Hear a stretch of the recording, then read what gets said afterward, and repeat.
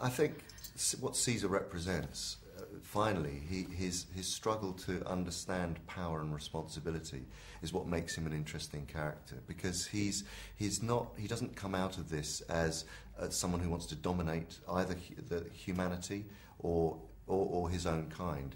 He wants to lead in a democratic way, and the film, really, for me, the whole film is about empathy.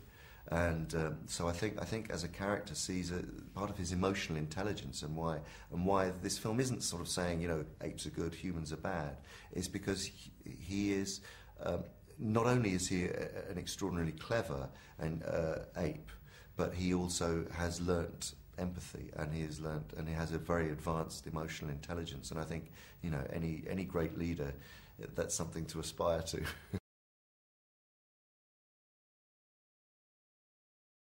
It was very important to me when, way back in 2004, when I was researching King Kong, to spend a lot of time with apes. And so I had a base level of understanding from, I studied apes, gorillas in zoos for months, and then I went to Rwanda and studied mountain gorillas. And when I was there, I met an orphan chimpanzee and spent some time with him as well.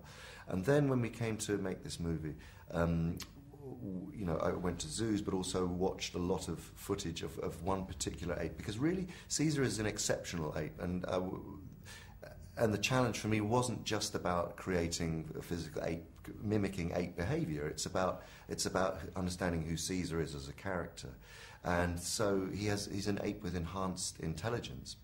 So we found, or I'd remembered researching an ape called Oliver, who in the 1970s was known as the humanzee. People believed he was the missing link, and he walked bipedally, and he displayed facial expressions and behaviour, because he was brought up by humans that were you know, similar to human behaviour.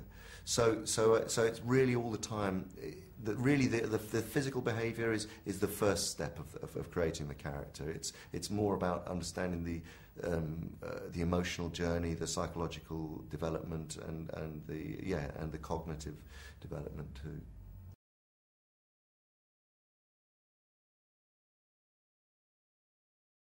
Performance capture technology is basically a tool which is another way of recording an actor's performance. So it doesn't enhance or change the actor's performance. It's a very transparent. It's basically another set of cameras. So what we were able to do on this film was, James Franco, for instance, was shot on cameras, and then the performance capture cameras filmed my performance. But it's the bringing together which is the big step forward this time. But it's, in terms of the emotional connectivity and the playing of the role, that's what it allows you to do, that you're doing no more than you're acting with your fellow actor and experiencing the same thing at the same moment. But you're not covered in a suit, a monkey suit with a prosthetic makeup on.